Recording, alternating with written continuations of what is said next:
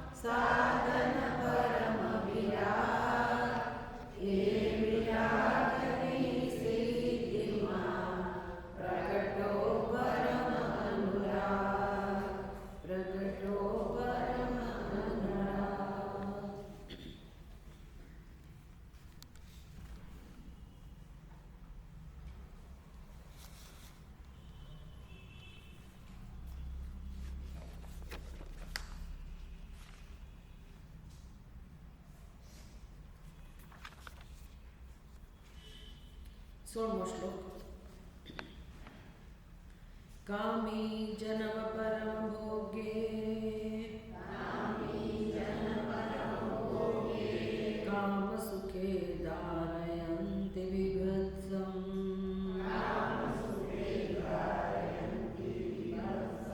सन्तः शम सुख रसिकाः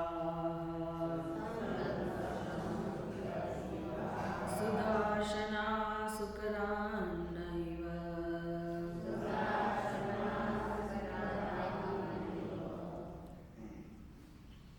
पदच्छेद करिए पहला। कामी जन परम भोगे काम सुखे धारयन्ति बीभत्सम् सन्तः शम सुख रसिकाः सुदाशनाः सुकरान् न इव। હવે અન્વય સુદાશનાः સુકરાન્ને ઇવ शम सुख रसिकाः सन्तः कामी जन परमभोगे काम सुखे विभत्सं धारयन्ति। तो सुकरान अन्ने ત્યાં જે સુકરાન ન એવું જે આપણે બોલ્યા પણ એ પદચ્છેદ થશે સુકર अन्ने इव સુકરાન્ને। તો હવે મુમુક્ષુના લક્ષણો કયા છે અને જીવનમાં સાધના ખરેખર કઈ કરવાની છે। આમ આ વસ્તુ સરળ છે એક રીતે, બીજી રીતે જોવા જાઓ તો અત્યંત કઠિન છે, કારણ કે જન્મો જન્મોના આપણી અંદર આવા સંસ્કાર છે વિષય ભોગના, એટલે કેવી રીતે એ સંસ્કારમાંથી ઉપર ઉઠવું અને એમાંથી મનને જે રસ મળતો હોય છે, તો મન તો કોઈ દિવસ રસ વગર રહી ના શકે, કંઈક ને કંઈક રસ તો મનને જોઈએ જ। મનનો સ્વભાવ જ એવો છે કે મનને આધાર રસ જોઈએ છે, એટલે તમે એને વિષયમાંથી સીધું એનો ત્યાગ કરી દો વિષયનો, તો ધીરે ધીરે નિરાશાનો અનુભવ થાય, મન શુષ્ક બની જાય, એટલે કોઈ દિવસે નિયંત્રણમાં ના આવે, એટલે રસ વગર તો જીવન શક્ય જ નથી। પહેલાં તો આ સમજવું જોઈએ, ઘણા બધા સંપ્રદાયની અંદર એટલી બધી હદે ત્યાગનું મહત્ત્વ હોય, બહુ જેને કહેવાય ને કે તીવ્ર માત્રામાં, અને માથાના વાળ ખેંચી નાખવા, ભૂખ્યા રહેવું, જબરદસ્તીપૂર્વકનો વ્યવહાર થતો હોય, તો પીડાજનક હોય છે એ બધી વસ્તુઓ। તો ઠીક છે, ત્યાગની પ્રબળતા હોય અને આદર હોય ત્યાગમાં, એટલે વ્યક્તિ આ બધું કરવા તૈયાર થઈ જાય, પણ ખરેખર ભગવદ્ ગીતામાં ભગવાન આપણને એ બધી વસ્તુઓ નથી શીખવાડતા। ભગવાન કહે છે કે આ બધું વિવેકનો રસ્તો છે, ધીરે ધીરે આ દિશામાં આપણે કામ કરવાનું છે, એટલે વસ્તુનો કંઈ ત્યાગ કરવાથી એ વિષયનો રસ જે મનમાં રહેલો છે જતો નથી, અને તમારે કંઈક ખોરાક તો આપવો જ પડે મનને, એટલે મનને તમે સારી વસ્તુ આપો, સાચી વસ્તુ આપો, ચડિયાતી વસ્તુ આપો, અને એવી રીતે ધીરે ધીરે મનને તમે અભ્યાસ કરતાં શીખવાડો સાત્વિક વસ્તુનો. થોડીક વાર લાગે, નવો રસ ઉત્પન્ન થતાં વાર લાગે, પણ ભગવાન તો એક જ ઉપાય બતાવે છે, વૈરાગ્યને તું કૌંતેય અભ્યાસેન તું કૌંતેય વૈરાગ્યેણ ચ ગૃહ્યતે. અભ્યાસ અને વૈરાગ્ય આ બંનેમાં વિવેક તો રહેલો જ છે. અભ્યાસની અંદર વિવેક રહેલો છે કે શ્રદ્ધા છે કે કામ થશે, અને પછી એ જેમાંથી આપણે રસ લેવાનો છે એમાં નિષ્ઠા વધતી જાય. પછી એના માટે તમે ભક્તિનો આધાર લો. જેવું વ્યક્તિત્વ, મનુષ્યનું વ્યક્તિત્વ ભાવનાશીલ વ્યક્તિત્વ હોય તો ભક્તિનો આધાર લઈ શકે, કર્મશીલ વ્યક્તિત્વ હોય તો સેવાનો આધાર લઈ શકે, અને વિચારશીલ વ્યક્તિત્વ હોય તો ચિંતન મનનો આધાર લે. પણ ચોક્કસ તમે વચ્ચે વચ્ચે બોલશો નહીં, ડિસ્ટર્બ થઈ જાય બધા લોકો, બરાબર? તમે આનંદ થતો હોય તો એન્જોય કરો, એ ના નથી, પણ આ એક સત્સંગ છે ને, એમાં રેકોર્ડિંગ પણ થાય, બીજા લોકો ડિસ્ટર્બ પણ થાય, બીજા બધાને ના ગમે આવું. તમારો આનંદ સમજી શકાય, પણ આ પણ એક સાધના છે, કેમ આપણે એક ડિસિપ્લિન કરવું. તો આ બધી વસ્તુઓ શીખવાની છે. કે પેલું સંગીતનો કાર્યક્રમ નથી કે આપણે મજા પડી ગઈ એટલે વાહ વાહ એવું નથી આ. એટલે અહીંયા કોઈને પેલાની જરૂર નથી પ્રોત્સાહન આપવાની કે એ બધું કરવાની. સમજની વસ્તુ છે કે ભાઈ હા સાચી વાત છે, ભાઈ આપણને ખુશ થવું જોઈએ કે ચલો ભાઈ સાચી વસ્તુ જાણવા મળે છે, ઇટ ઇઝ ગુડ. તો આ સિદ્ધાંત બધા સમજવાના, કારણ કે આ તો વૈરાગ્ય શતક છે, એટલે એનો ભાર તો વૈરાગ્ય ઉપર જ હોય, અને વૈરાગ્ય સિવાય તો બીજો કોઈ ઉપાય છે જ નહીં, ગમે કે ના ગમે. કડવી દવા છે, પણ છતાં એને મધુરતામાં ફેરવી શકાય જો આપણે ધીરે ધીરે પ્રેમથી કામ લઈએ મન સાથે. એક જ વસ્તુ યાદ રાખવાની છે કે આપણે જેમ નાના બાળકને માતા કેવી રીતે વ્યવહાર કરતી હોય, બી બાળકને પહેલાં છૂટ આપી હોય કે જા તું નથી ભાવતું ઘરમાં તો બહાર ખાઈ આવો, પૈસા આપે, ગલ્લા ઉપર જઈને પાણીપુરી ખાઈ આવે ને અહીંયા જાય ત્યાં જાય, એવી ટેવ પડી ગઈ હોય. પછી માતા જોવે કે ભાઈ ઘરે રસોઈ બનાવે પણ પેલો જમવા આવે જ નહીં, ભાઈ કેમ તું જમવા તો કે ભૂખ નથી. પછી ખબર પડે કે બહાર જઈને ખાઈ આવે છે. પછી હવે ચાલાક માતા શું કરે, મારપીટ ના કરે, એ બાળકને શું ભાવે છે એ વસ્તુ ઘરમાં બનાવે, બને ત્યાં સુધી એને એવો સ્વાદ મળે એ પ્રમાણે ઘરમાં બનાવે. એટલે પછી બાળકને ઘરમાં એ રસ મળતો થઈ જાય, પછી એ બહારની રખડપટ્ટી બંધ થઈ જાય.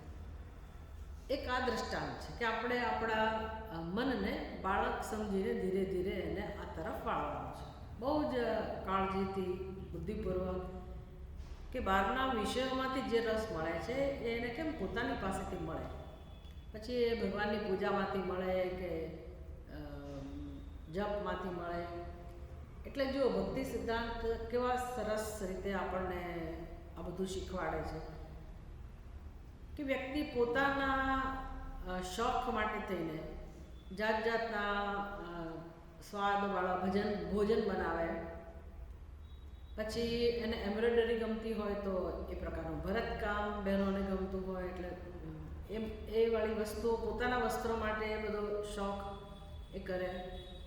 કોઈ પણ પ્રકારનો શોખ હોય તો આ બધું જો ઠાકોરજીની સેવા રાખી ઘરમાં, જે પણ આપણને ભગવાનનું સ્વરૂપ ગમતું હોય એ સેવા ભગવાનમાં રાખી હોય તો પછી હવે એ જે રસ છે આપણને વિવિધ વાનગીઓ બનાવવાનો, તો હવે પોતાના સ્વાદ માટે આપણે બનાવતા હતા એની બદલે હવે આપણે ભગવાનને વચમાં રાખીને ભગવાનને ધરવાના હેતુથી આ બેન બધું બનાવે.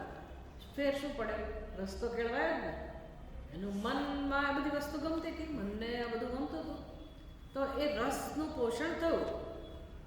પણ જે પેલી ભોગ બુદ્ધિ હતી કે મારા માટે બનાવું, એની બદલે હવે ભગવાન માટે બનાવે છે. એ જ પ્રકારે લાલાના વાઘા બનાવતા હોય, ભગવાનના વસ્ત્રો બનાવવા, ભરતકામ કરવું, પેઇન્ટિંગ કરવું, જે કંઈ શોખ હોય આ બધું ભગવાનને ધ્યાનમાં રાખીને થાય. વસ્તુ એ નહીં, ઉપરથી તમારી અંદર જે રસ પડેલો છે, રસ કેળવાય પણ ખરો, પણ એમાંથી ભોગ બુદ્ધિ જતી રહે. અને સાત્વિક બુદ્ધિ વધતી જાય. આ બધા ભક્તિ સિદ્ધાંતના લક્ષણો, ભક્તિ સિદ્ધાંતની વસ્તુઓ છે. તો આપણી સંસ્કૃતિમાં તો બધું સરળ છે. એ જ રીતે નવદા ભક્તિ, લાગણીના સ્તરે આપણે જીવન જીવતા હોઈએ, લાગણીનું મહત્ત્વ છે, સંબંધોનું મહત્ત્વ છે, અને દરેક વ્યક્તિને આ બધી લાગણીઓની જરૂર હોય તો ભગવાન સાથે જે પ્રકારનો સંબંધ સ્થાપિત કરવો. એટલે 9 પ્રકારની જે ભક્તિ છે, શ્રવણમ, કીર્તનમ, વિષ્ણુ પાદ સેવનમ, પછી વાત્સલ્યમ, સખ્યમ, દાસ્યમ, અર્ચનમ, જે પણ તમને ગમતું હોય. એટલે લાગણીના સ્તરે પણ તમે ભગવાનને કાં તો તમે તમારા માતા પિતા સમાન ગણો, અથવા તમે એના માતા પિતા બનો, ભગવાનના તમે દાસ બનો, ભગવાનને સ્વામી બનાવો. આ પ્રકારે ભગવાન સાથે એક સંબંધ સ્થાપિત થાય. બહુ સુંદર વસ્તુ છે કે કેમ સંસારમાંથી છૂટવું. તો આ બધું ઉપલબ્ધ છે, અને આ કોઈ કલ્પના નથી. છેવટે તો જે છે ઈશ્વર જ છે, જે છે તે ઈશ્વર જ છે. પણ અત્યારે આપણે સંબંધોની જરૂરિયાતવાળા છીએ, લાગણીની જરૂરિયાતવાળા છીએ. તો કેવી રીતે આ બધી જરૂરિયાતો વધારે ને વધારે સ્વતંત્ર રીતે અને સાત્વિક રીતે પૂરી થાય એ માટે આપણે ભગવાનનો આધાર લઈએ છીએ. તો પછી એ લાગણીઓ ભલે સમર્પિત થાય પરમાત્મા માટે, પણ એમાં સંસાર નથી. એ સંસારથી છોડાવનારી વસ્તુઓ છે અને આપણને ભોક્તૃત્વમાંથી મુક્ત કરનારી વસ્તુ છે. એટલે વિષયોની લાલસા કેમ છે? કારણ કે આપણી અંદર ભોક્તૃત્વ છે. એ ભોક્તૃત્વ જે છે અને સંસ્કાર છે, આ બંનેને કારણે આપણે જગતની ઉપર આશ્રિત છીએ, પરાધીન છીએ. તો વૈરાગ્ય એટલે ખરેખર તો મનને જે જોઈએ છે આપવું. હવે મને ખબર નહોતી કે બહાર તો ઉપરથી પરતંત્રતા ભોગવવાની આવશે, દુઃખ ભોગવવાનું આવશે, એ બધી મને ખબર નથી. એટલે એવું કરતું હતું આટલા જન્મોથી. હવે એને સાચો રસ્તો ખબર પડી. એટલે માત્ર જે ખોટી ટેવ છે એમાંથી મનને કેમ આ તરફ વાળવું, એનું નામ સાધના, એનું નામ ભક્તિ. તો એ સમજ હોય અને આપણે કરતા હોય એને તો જુદી વાત છે. બાકી દેખાદેખીથી કે આવેગથી આ કામ થતું હોતું નથી. તો દ્રષ્ટાંત આપે છે. પછી બીજું દ્રષ્ટાંત યોગશાસ્ત્રની અંદર પણ બહુ સરસ રીતે માર્ગદર્શન આપવામાં આવતું હોય કે જેમ પોતાના પશુને વાડામાં પૂરવું હોય તો 2 રસ્તા છે. કાં તો તમે એને દંડો લઈને એની પાસે દોડ-દોડ કરો લાકડી લઈને, અને પછી એને કોર્નર કરીને કોઈક રીતે એને વાડામાં તમે પૂરો. એક એ રસ્તો છે. અને બીજો રસ્તો છે કે તમે ઘાસનો પોળો લઈને જાઓ અને પૂચકારતા આપી ના દો, પણ પૂચકારતા પ્રેમથી તમે એને વાડાની અંદર લઈ આવો. તો મનની સાથે આવું જ કરવાનું છે. મનને પહેલાં રીતે ઓળખવાનું છે કે મન માથાભારે થઈ ગયું છે, અનાદિકાળથી એની અંદર આવો આવેગ છે, મનની શક્તિ જબરજસ્ત છે, બધા જ જાણે છે. તો આવું જે પ્રમાથી બલવદ દૃઢમ ચંચલમ હિ મન કૃષ્ણ, અર્જુન કહે છે ને, પ્રમાથી બલવદ દૃઢમ, ભગવાન મારું મન આવું છે. હવે તમે યોગનું વર્ણન તો કરો છો, મને બધું સમજાય પણ છે, અને મારા ભલા માટે જ છે, મારા હિત માટે જ છે, બધું સમજાય છે. પણ તકલીફ ક્યાં છે? મારું મન મારું કયું માનતું નથી. એટલે મોટામાં મોટી સમસ્યા હોય તો આ એક જ છે કે મનને કેમ આત્માની અભિમુખ કરવું. એટલે વિવેક હોય તો પછી મનને આપણે પોતાની તરફ વાળી શકીએ. હવે આ સાધક તો એણે ઘણો બધો પરિપક્વ થયેલો છે. એટલે હવે એની સ્થિતિ, મનની સ્થિતિ, પરિપક્વતા એનું વર્ણન કરે છે કે સુદાશનાહ સુકર અન્ય ઇવ. સુધા એટલે અમૃત, સુદાશનાહ એટલે અમૃતનું પાન કરનારા દેવતાઓ, એને સુકરામને ઇવ, જે સુકરનો ભૂંડનો જે આહાર છે એના પ્રતિ ગ્લાનિ પ્રગટ થતી હોય. દેવતાઓને શું કામ, માણસોને થતી જ હોય ને. પણ એટલા માટે કે એ લોકો તો પવિત્ર અને એ પ્રકારનો સાત્વિક ભોજન કરનારા જ છે હંમેશા દેવતાઓ. એટલે આપણે જ્યારે જમતી વખતે બ્રહ્માર્પણમ કરીએ તો ખાસ કરીને હવે તો બધું મુશ્કેલ છે, પણ જ્યારે યજ્ઞમાં કંઈક ભગવાનને ધરવાનું હોય તો એમાં પવિત્ર ભોજન જ હોય. દૂધ ભાત હોય, દહીં ભાત હોય, ઘી હોય, એમાં પછી લસણ ડુંગળીવાળું ના હોય. એટલા માટે પછી જઠરાગ્નિમાં અહમ વૈશ્વાનરો ભૂતવા, એટલે જે વૈશ્વાનર આપણા જઠરમાં પણ છે એને આપણે જમતી વખતે એક આહુતિ આપતા હોય છે, યજ્ઞ કરતા હોય છે. એટલા માટે લસણ ડુંગળી નહીં ખાવાના, આવું બધું હોય છે. હવે એ બધું બદલાઈ ગયું, પણ એ દેવતાને ધ્યાનમાં રાખીને જ્યારે ભોજન અપાતું હોય તો પછી એને પવિત્ર ભોજન આપવામાં આવતું હોય. એટલે દેવતાઓનું ભોજન તો આવું ઉત્કૃષ્ટ હોય જ છે, એટલે એનું દ્રષ્ટાંત આપ્યું. તો સુદાસના સુકર અન્ન ઇવ, ગુણના ખોરાક પ્રત્યે કેવી રીતે એમની ગ્લાનિ હોય છે, એવી રીતે સંત શમ સુખ રસિકા, સંત લોકો પણ એના માટે પણ વિશેષણ વપરાયું રસિકા, રસ ધરાવે છે. શેમાં? સુખમાં. કહો ને મનને તો રસ જ જોઈએ, મનને રસ વગર ના ચાલે. પણ આ લોકો કયો રસ કેળવે છે? શમ સુખ રસિકા. એટલે વળી શું? શમનો અર્થ શું થાય? દમઃ, શમઃ, બધું સાંભળે છે ને? કઈ કઈ જગ્યાએ સાંભળેલું છે?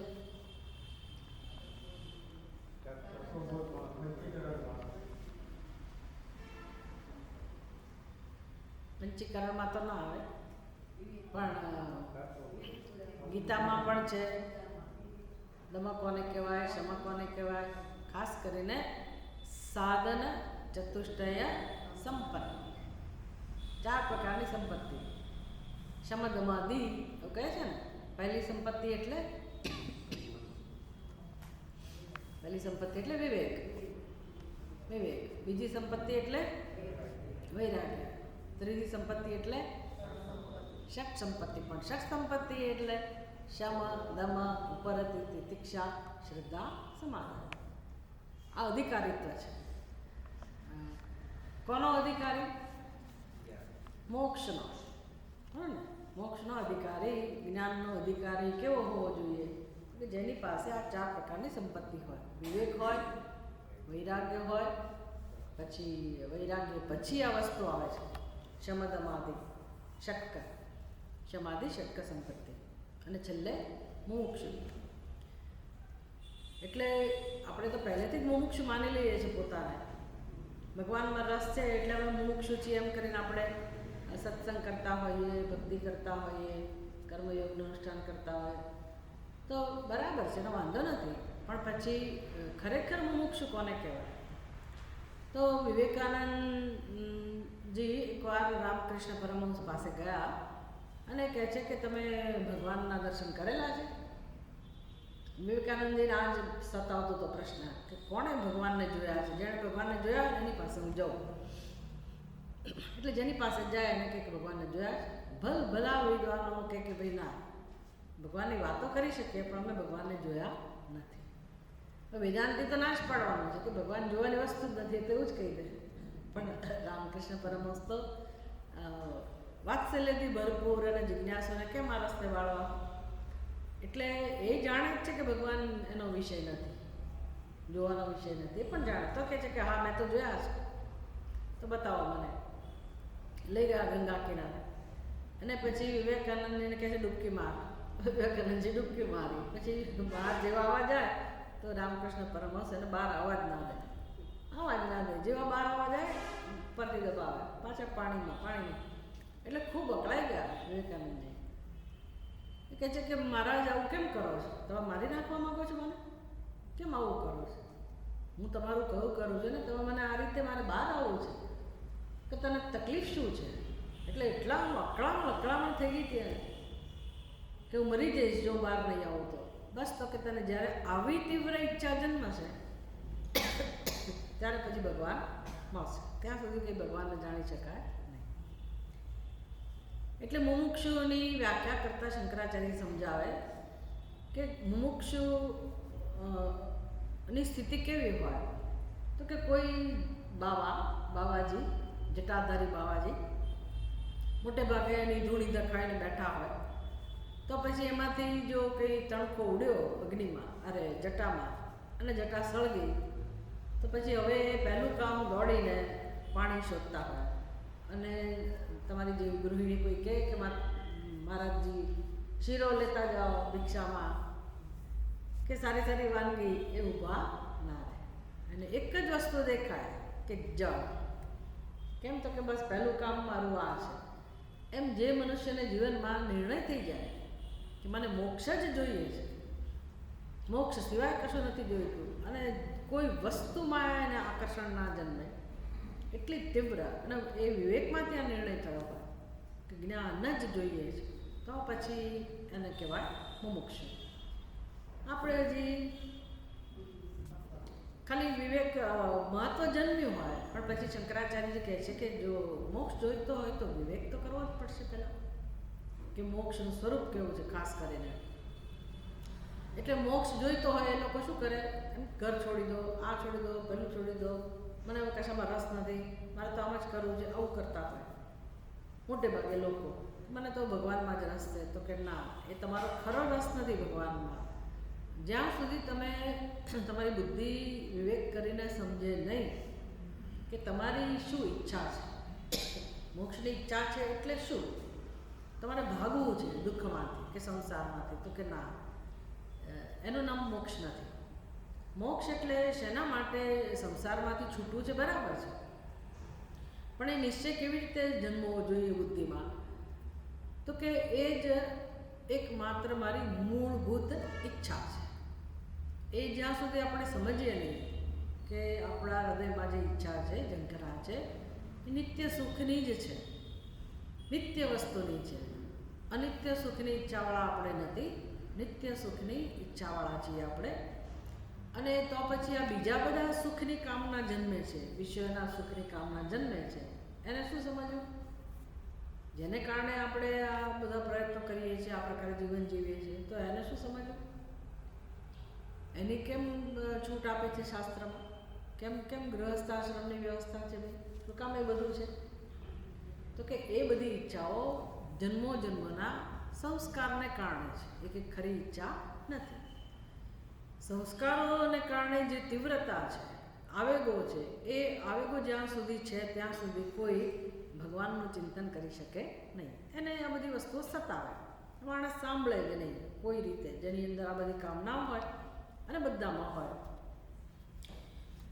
એટલે જીવ જે યાત્રામાં છે, પૂર્વજન્મમાં જેણે આ દિશામાં ઘણું બધું કામ કર્યું હોય તો એની અંદર વૈરાગ્ય જન્મ્યો હોય, એને એટલી કામના ના સતાવતી હોય. પણ વિવેક તો કરવો જ પડે એને કે ભાઈ આ જે બધી કામનાઓ છે એ સપાટી ઉપરની કામનાઓ છે, ખરી ઈચ્છા નથી. આ ક્ષેત્રમાં વિવેક કરવાનો છે. એના માટે દ્રષ્ટાંત આપે કે જેમ જળાશયની અંદર ઘણી બધી માછલીઓ હોય, તો માછલીનો સ્વભાવ કેવો હોય, એ મોટી માછલી નાની માછલીને ખાઈ જાય. એમ આપણા જીવનમાં બધી અનેક ઈચ્છાઓ છે, એ બધી ઈચ્છાઓને ખાઈ જનારી મોટી ઈચ્છા એક છે, અને એ ઈચ્છા કઈ છે? પૂર્ણતાની, નિત્ય સુખની. તો વિવેક દ્વારા જ્યારે સમજીએ, હોમવર્ક કરવું પડે, વિચાર કરવો પડે કે ભાઈ સારું, મને ઘરની ઈચ્છા છે, ઘરની ઈચ્છા છે, મોટા ઘરની ઈચ્છા છે, આની આટલી મિલકતની ઈચ્છા છે, ફલાણે, એ દરેક ઈચ્છાને તપાસવી પડે કે ભાઈ એ ઈચ્છા દ્વારા મને શું જોઈએ છે. એટલે કેમ સમજવું? તો કે માની લો તમે કેટલી મહેનત કરીને મોટું ઘર બનાવ્યું અને પછી વાસ્તુ રાખ્યું, જ્યોતિષીએ તમને પછી મુહૂર્ત તો કાઢી આપ્યું, પણ સાથે સાથે કહું કે ભાઈ તમારા ગ્રહો એવા છે કે તમે જેવા આ ઘરમાં જશો એટલે તમને હાર્ટ એટેક આવશે.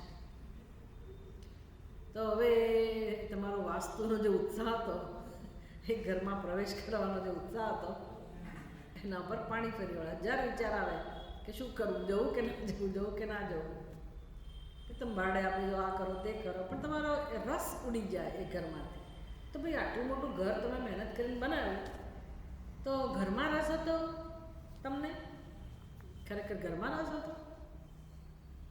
તમે જીવતા હો તો ઘરમાં રસ હતો, ખરો ને? એટલે એ ઘરમાં રહીને તમે સુખી થાવ એમાં રસ હતો. સુખી ક્યારે થાવ? તમે જીવતા હો તો. તમે જીવતા જ ના રહેવાના હો તો એ બધા ઘર હોય કે ગમે તે હોય તો એ બધું બને જ છે ને જીવનમાં. હાર્ટ એટેક કહીને રાહ નથી જોતો, એ તો આવી જ જાય છે. એટલે હાર્ટ એટેક આવે કે ના આવે, પણ મારે જીવનમાં શું જોઈએ છે? તો એક તો જીવવું તો છે જ. સૌથી વધુ રસ શેમાં હોય? અસ્તિત્વ હોય, કે કોઈને મરી જવું ના હોય. અકસ્માતમાંથી બચી ગયા હોઈએ, કેટલો આનંદ હોય છે. બાલ બચ ગયા. અને ગાડી જોઈ હોય તો કેવી ખરાબ હાલત થઈ ગઈ હોય, આપણને કલ્પના ના આવે કે આમાં આપણે બચી શકીએ. કોઈ બીજું કલ્પના ના કરી શકે કે આ વ્હીકલમાં બેસનાર વ્યક્તિ બચી ગયા, છતાંય આપણે બચી ગયા. તો એ આનંદ છે. તો શેનો આનંદ છે? બચી ગયાનો આનંદ છે ને. બચી ગયા તો અત્યારે કેવા છીએ? બચેલા જ છીએ. તો આનંદ છે. અત્યારે જીવન છે, બચેલા જ છીએ, પણ એનો આનંદ નથી. પેલી ઘટના હું મરી ગઈ હોત તો, એટલે એમાંથી હું બચી, એનો આનંદ છે. તો ભગવાન કહે છે અત્યારે તમે આનંદ લઈ જ શકો છો. તમને શેનો આનંદ છે? જીવવાનો, અસ્તિત્વનો આનંદ છે ને. કંઈ સામું ધ્યાન નથી દોરતું, આપણું ધ્યાન નથી જતું કે ખરેખર મને જીવન ગમે છે. પછી બીજી કઈ વસ્તુ છે? સુખેથી જીવવું ગમે છે. દુઃખમય જીવન નથી ગમતું. એટલે હવે શું કરીએ? દુઃખ જતું નથી. જીવન તો ગમે જ છે, પણ દુઃખથી ભરેલું જીવન નથી ગમતું. એટલે જીવવા માટે પ્રેમ છે, સુખેથી જીવવા માટે પ્રેમ છે. સારું, કોમામાં જતો રહ્યો માણસ કોઈ, તો એને શું દુઃખ છે? એ તો જીવી જ રહ્યો છે, અને કોઈ દુઃખ છે? તો એવું ગમે તમને જીવન? એવું ના ગમે. તો ત્રીજી જરૂરિયાત કઈ છે? આપણે જીવતા હોઈએ, સુખેથી જીવતા હોઈએ, અને મને એનું જ્ઞાન હોય. જ્ઞાન કે હું આનંદ સ્વરૂપ, આનંદનો અનુભવ કરનાર હું છું. આનંદની અનુભૂતિ એ આપણી જરૂરિયાત છે. એટલે એને કહેવાય અસ્તિત્વ, સત્યમ, જ્ઞાન અને આનંદ. અમૃતમ અનંતમ સત્યમ જ્ઞાનમ અનંતમ. આ આપણી જરૂરિયાત છે. તો એ સત્ય એટલે શું? જે નિત્ય હોય ને સત્ય કહેવાય ને. તો નિત્ય આનંદ કહો કે નિત્ય સુખ કહો, એ જ એકમાત્ર આપણી જરૂરિયાત છે. જન્મો જન્મોથી આ એક જ જરૂરિયાત છે. દરેક જન્મમાં આપણે આડે રસ્તે જતા રહીએ છીએ. કોણ આડે રસ્તે રહી જાય છે? અંદરની કામનાઓ, વિષય ભોગના સંસ્કાર. અને આપણો જન્મ પૂરો થવા આવે તો આપણને સમજાય નહીં કે જીવનમાં દુઃખ કેમ ના ગયું, કારણ કે આ દિશામાં આપણે કામ કર્યું નથી. આને કહેવાય નિત્ય વસ્તુ વિવેક. પરીક્ષા લોકાન આગળના શ્લોકમાં આવી ગયો ને, પરીક્ષા કરવી જોઈએ. તો જીવનમાં પરીક્ષા નથી થતી. પરીક્ષા કરીએ તો સમજાય કે ભાઈ મારો પ્રયત્ન નકામો જાય છે. સુખ મળે છે પણ હાથતાળી આપીને જતું રહે છે. તો નિત્ય સુખ ક્યાંથી મળે? પરીક્ષા થવી જોઈએ ને. કોઈ ક્યાંય નથી મળતું, કોઈને નથી મળતું, તો ખરેખર નિત્ય સુખ મળી શકે કે ના મળી શકે? તો શાસ્ત્ર શેના માટે છે? શાસ્ત્રનું કામ જ એ છે ને, જ્યારે તમે સંસારથી ધરાઈ જાઓ અને શાસ્ત્ર પાસે જાઓ તો શાસ્ત્ર સમજાય. એ શાસ્ત્રની જ વાત કરે છે કે તમને નહીં મળે સંસારમાં, નિત્ય સુખ નહીં મળે. તો કેમ નહીં મળે એ પણ સમજાવે છે કે કેમ નથી મળતું. આપણે એમ માનીએ છીએ કે મારા ભાગ્યમાં નથી, મારી મહેનત ઓછી પડી એટલે સુખ ના મળે. પણ કેમ નથી મળતું? અને કોઈને નથી મળતું. નિત્ય સુખ નથી મળતું. કેમ નથી મળતું?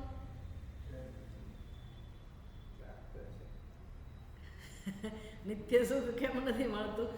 કારણ કે નિત્ય સુખ એક તો સુખ નામની વસ્તુ બીજે ક્યાંય છે નહીં. અથવા તો તમે એવું સમજી શકો કે ભાઈ સુખ તો મળે છે, સુખ તો મળે છે, પણ કેવું મળે છે? અનિત્ય. કોઈ એવું જલ્દી સ્વીકારવા તૈયાર ના થાય કે સુખ મળતું જ નથી. અને ભલે ને સુખ પ્રાપ્ત છે તોય શું થઈ ગયું? હજી મને પેલી ઝંખના તો છે જ ને, બધી સંસ્કાર તો જતા જ નથી. એટલે સુખ તો મળે છે, ચાલો માની લો, પણ કેવું મળે છે? નિત્ય કે અનિત્ય? અનિત્ય.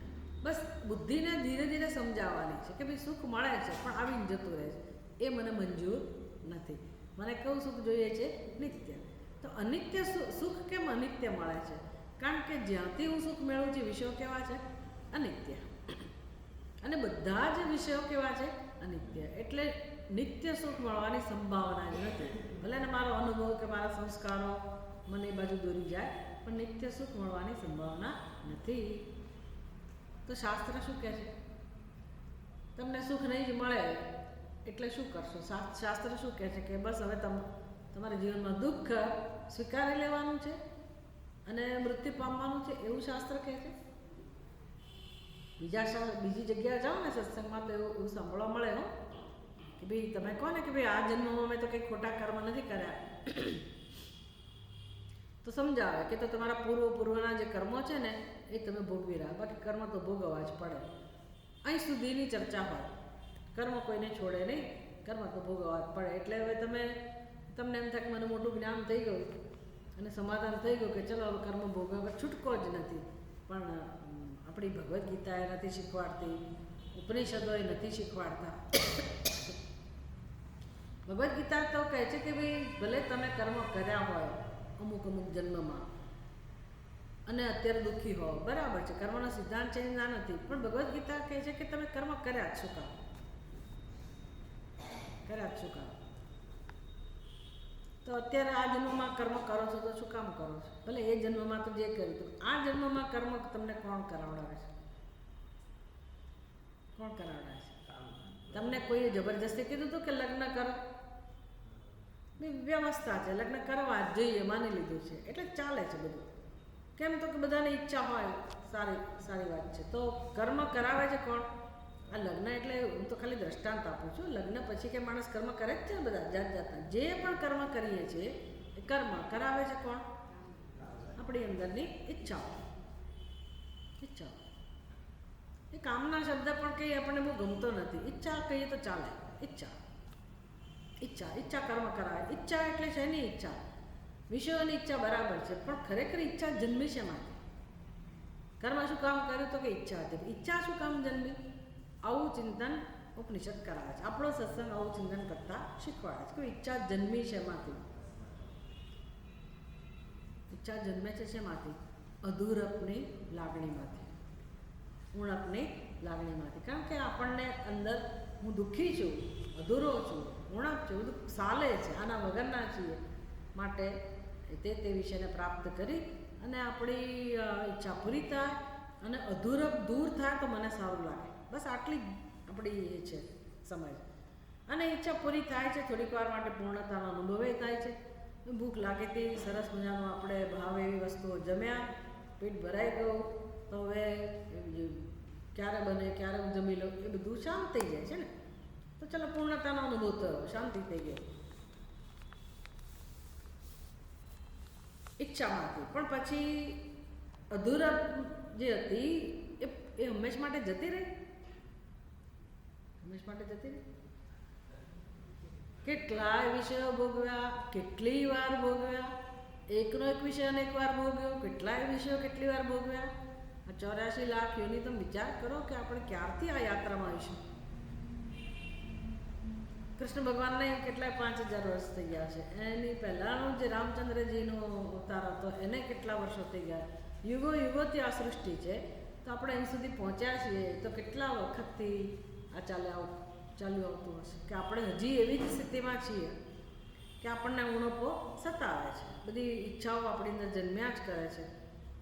અહીંયા બધી વાસ આવે છે, ભાઈ તમે જે કંઈ કરવું એ બહાર જઈને કરો. એટલે આ બધી જે ઈચ્છાઓ જે છે અધૂરપ છે, એ અધૂરપ આજની નથી, અનાદિકાળથી છે. અનાદિકાળથી આપણે આ પ્રકારે ઈચ્છાઓને પૂરી કર્યા જ કરીએ છીએ, તો પણ આપણી સ્થિતિ એવી ને એવી જ છે. એટલે હવે શું ઉપાય છે તો પછી? અને એના પરિણામે 84 લાખ યોની પ્રાપ્ત થાય છે. ભગવાનની કૃપાથી, ઇટ્સ ઓકે, ભગવાનની કૃપાથી આપણને આ મનુષ્યનો જન્મ મળ્યો છે કે આ બધું વિચારી શકીએ કે આવું જ હોવું જોઈએ કે નહીં. શું લાગે છે? આવું જ છે કે નહીં? એક જન્મના અનુભવ પરથી આપણે સમજી શકીએ કે આવું જ ચાલી રહ્યું છે. તો જે અધૂરપ જે આપણને ચાલે છે એનો ઉપાય ક્યાં છે? કેમ અધૂરપ ચાલે છે? આ બધું ચિંતન જ કરવાનું છે. અધૂરપ કેમ ચાલે છે? તો ભગવદ્ ગીતા, ઉપનિષદ, વેદાંતનો સત્સંગ આપણને સમજાવે છે કે અધૂરપનો અનુભવ શેમાંથી થાય છે? તો કે મારું જે સ્વરૂપ, જે પૂર્ણ સ્વરૂપ છે એને હું નથી કહેતો, હું નથી કહેતી, અને જે આ શરીર, જે અધૂરપ જેનો ધર્મ છે, એવા શરીરને આપણે આત્મા સમજીએ છીએ, હું સમજીએ છીએ. આનું નામ અજ્ઞાન. બસ આ અજ્ઞાન આપણને જન્મો જન્મોથી રખડાવે છે. અને બીજો એકેય જન્મ એવો નથી, એકેય શરીર એવું નથી કે જ્યાં તમે અજ્ઞાન દૂર કરી શકો. મનુષ્યનું શરીર જ એવું છે કે જેમાં બુદ્ધિ આપણને અજ્ઞાન દૂર કરવામાં સાથ આપે. તો પછી મેં જીવનમાં શું કર્યું? સમજ પડે ને? શું કામ કર્યું? અજ્ઞાનને જ આપણે પોષીએ છીએ. એટલે અજ્ઞાનને દૂર કરવું જોઈએ. આ બધું નિત્યાનિત્ય વસ્તુ વિવેકની અંદર આવી જાય. પહેલો તો આ વિવેક બુદ્ધિમાં થાય, પછી સમજાય કે હવે તો પછી જૂના સંસ્કાર છે એને મારે દૂર કરવાની જરૂર છે. તો જૂના સંસ્કારો તો અંદર તો બધું ઉદ્ભવ્યા જ કરવાનું છે. તો હવે જો હું ઈચ્છા પૂરી કરવાનો કાર્યક્રમ ચાલુ રાખીશ તો સંસાર જવાનો નથી. એટલે મુક્ત થવું કેવી રીતે? ભગવદ્ ગીતામાં તો ભગવાન કહે છે, પ્રજહાતિ યદા કામાન સર્વાન પાર્થ મનોગતાન આત્મની એવ આત્મના તુષ્ટ સિત પ્રજ્ઞ સદોચ્યતે. કે ભાઈ પ્રજહાતિ, જહાતિ, સારી રીતે આ બધી કામનાઓ જતી રહે અને નામ સ્થિત પ્રજ્ઞ. પણ એ કામનાઓ ક્યારે જાય? પૂર્ણતાનો અનુભવ થાય ત્યારે, તુષ્ટિનો અનુભવ થાય, સંતોષનો અનુભવ થાય તો કામનાઓ જાય. સંતોષનો અનુભવ ક્યારે થાય? ના, કામનાઓ ક્યારે જાય? સંતોષનો અનુભવ થાય ત્યારે. સંતોષનો અનુભવ ક્યારે થાય? કામનાઓ જન્મે નહીં ત્યારે. કામનાઓ ન જન્મે તો સંતોષનો અનુભવ થાય. હવે કામનાઓ ક્યારે ના જન્મે? સંતોષનો અનુભવ થાય ત્યારે. સંતોષનો અનુભવ ક્યારે થાય? કામનાઓ ન જન્મે ત્યારે. બધું એકબીજા ઉપર ડિપેન્ડન્ટ થઈ ગયું ને. મારે કરવું શું? એટલે ભગવદ્ ગીતામાં જીવન જીવવાની પદ્ધતિ શીખવાડે છે ભગવાન, કે જો તમે ઈચ્છાઓની પૂર્તિ ચાલુ રાખશો તો કોઈ દિવસ તમને આ ઉપાય મળવાનો નથી. એટલે કામનાઓ કે ઈચ્છાઓ કે પૂછીને નથી જન્મતી. ઈચ્છાઓ પૂછીને નથી જન્મતી, એ તો આવી જ જાય છે ને, જન્મે જ છે. અને આપણી પાસે બીજો કોઈ ઉપાય નથી. એટલે આપણે શું કરીએ છીએ? જેવી જન્મે એટલે એને પૂરી કરો. એટલે જે તો નાનું બાળક, એને ખબર છે કે મારે મારી કામના કેમ પૂરી કરવી. એટલે મમ્મી કે પપ્પા ચોકલેટ ના આપે એટલે જીદ કરે, પગ પછાડે, ધમ પછાડા કરે, આળોટે, બૂમો પાડે. હવે 1 વાર 2 વાર થપ્પડ મારો, આપો. એ મહેમાન આવે ને ત્યારે ખાસ આવે, બધું એને આવડે છે. અને આપણને ખબર છે કે ક્યારે શાંત થશે, ચોકલેટ આપીશું ત્યારે. તો શું એવું કરવાથી તો શું થવાનું? એને તો સંસ્કાર એવા જ બનવાના. એમ જીવનમાં આપણે શું કરીએ છીએ? જેવી ઈચ્છા જન્મે એટલે પૂરી કરો, ઈચ્છા જન્મે એટલે પૂરી કરો. બાળકને કેમ શાંત કરીએ એમ આપણે પોતાની જાતને આ રીતે શાંત કરીએ છીએ. થાય છે શું પરિણામે? તો કે એ સંસ્કાર વધતા જાય, ઈચ્છાઓ જન્મ્યા જ કરે છે. અને પછી આપણે અસહાય થઈએ, પછી આવેગ બની જાય, પછી એ કોઈનું સાંભળે નહીં, પછી આવેગો જ આપણું સંચાલન કરે. આ સમસ્યા છે, બરાબર ને? આ સમસ્યા છે. ભગવાન કયો ઉપાય બતાવે છે? કે જે વ્યક્તિ સંસારી છે એ આ દિશામાં વિચારતો જ નથી, એ ઈચ્છા પૂરી કર્યા જ કરે, કર્યા જ કરે, કર્યા જ કરે. જે યોગી છે, મુમુક્ષુ છે, એને શું કરવાનું હોય? ઈચ્છાને કેમ પૂરી ના કરવી? ભાઈ ઈચ્છા ન જન્મે એવું એ ના કરી શકે, પણ ઈચ્છા પૂરી કરવી કે ના કરવી એ આપણા હાથમાં છે. એ આપણા હાથમાં છે. અને આપણે તે માણસ એટલો પતનને પામેલો છે કે ભાઈ ઘણા લોકો તો ડ્રગ્સ લેતા હોય, બધા ભાઈબંધ દોસ્તાર ભેગા થઈને નશો કરતા હોય. હવે એ માણસને પછી એમાંથી છોડાવવો, લતમાંથી છોડાવવો એટલે મુશ્કેલ કામ છે. જ્યાં સુધી માણસ પોતે ના સમજે ત્યાં સુધી કોઈ એને ઉપયોગી ના થઈ શકે. એ માણસને બહુ સમજાયો તો કે ના, મારા મિત્રો આવે છે ને એટલે પછી ચાલતું જ નથી મારું, શું કરીએ? તો કે સારું, હવે ભલે મિત્રો આવે પણ તું કાલથી અહીંયા રામાયણનો ગ્રંથ રાખજે. એટલે મિત્રો તેનો સમય થાય એટલે આવે, જોવે કે અહીંયા તો બધા જે બીજા 1-2 જણા છે રામાયણનો ગ્રંથ લઈને બેઠેલા છે. એટલે પછી રાહ જોવે કે હમણાં બધો દેખાવ બધો જતો રહે પછી આપણે આપણું કામ ચાલુ કરીશું. પણ આ માણસે નક્કી કર્યું કે ના, હું તો રામાયણ જ રાખીશ. એટલે પહેલાં મિત્રો પછી જતા રહે, બીજે દિવસે વળી પાછા આવે, ત્રીજે દિવસે વળી પાછા આવે. પછી આ માણસે નિશ્ચય કર્યો કે ના, હું તો આ જ ગ્રંથ, મારું તો હવે કામ આ જ છે, આ જ કરીશ. તો પછી પેલી બધી જે બીજા લોકો આવતા હતા એને જે પોષણ મળતું હતું એ બંધ થઈ ગયું. એટલે પોતે માણસે નિર્ણય કરવો પડે ને કે મારે હવે શું કરવું છે. ભાઈ આ ઈચ્છા પૂરી નથી કરવી તો હવે હું શું કરું? તો કે બીજો કોઈ આધાર લો.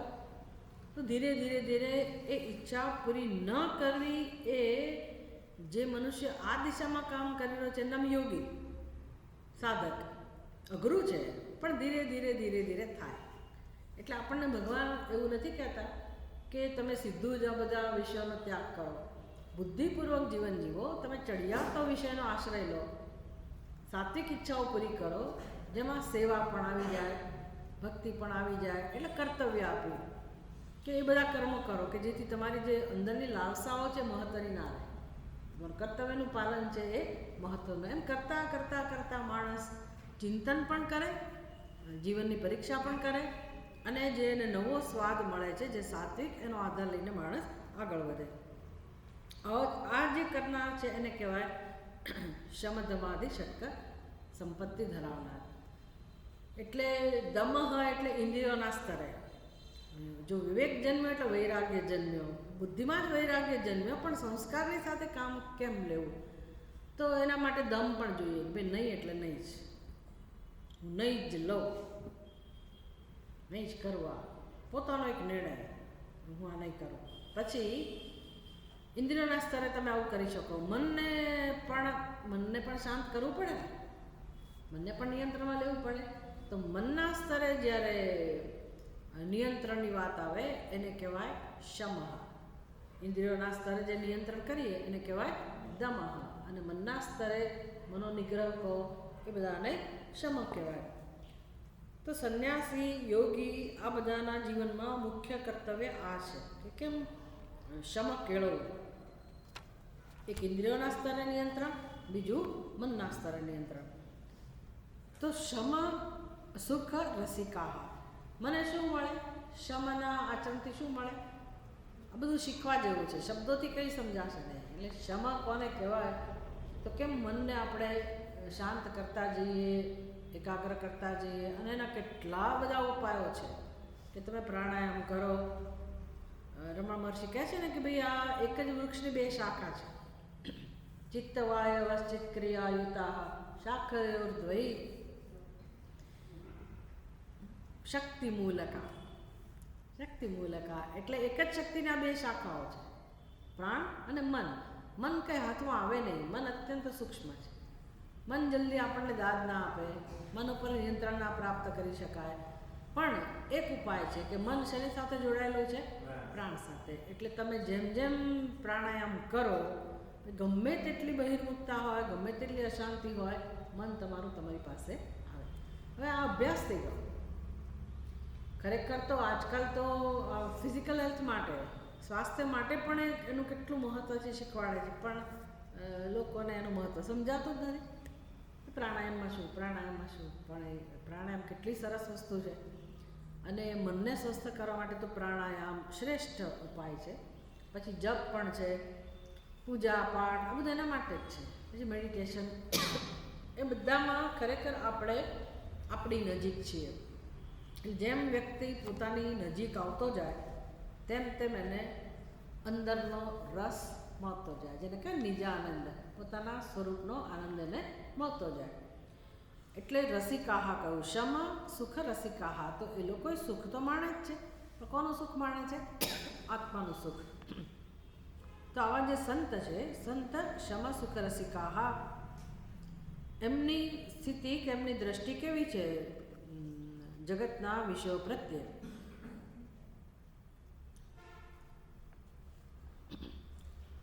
જે મનુષ્ય, જે સંસારી મનુષ્યો છે, જેને ઉત્તમ ભોગ માને છે, સામાન્ય મનુષ્યો જેને ઉત્તમ પ્રકારના ભોગ માને છે, જેમાં વિકાર સંબંધી સુખ હોય, તો એવા સુખ પ્રત્યે આ લોકો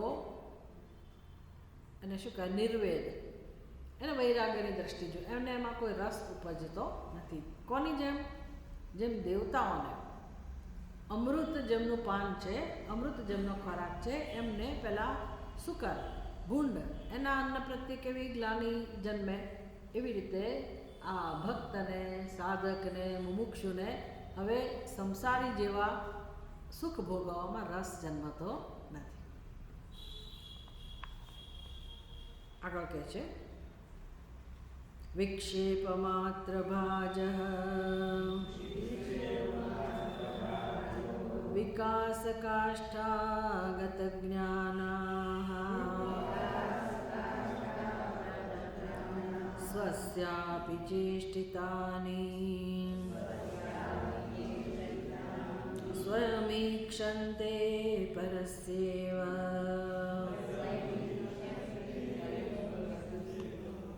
હવે એ લોકો કેવી રીતે જીવન જીવે છે?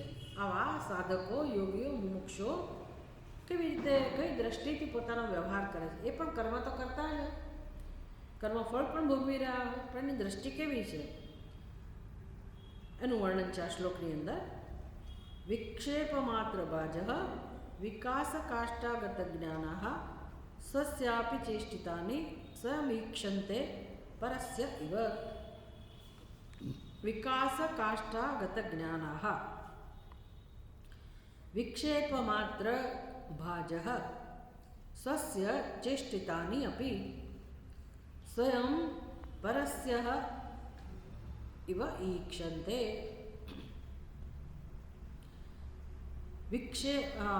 વિકાસ કાષ્ઠાગત જ્ઞાના આ વિશેષણ છે વ્યક્તિઓનું.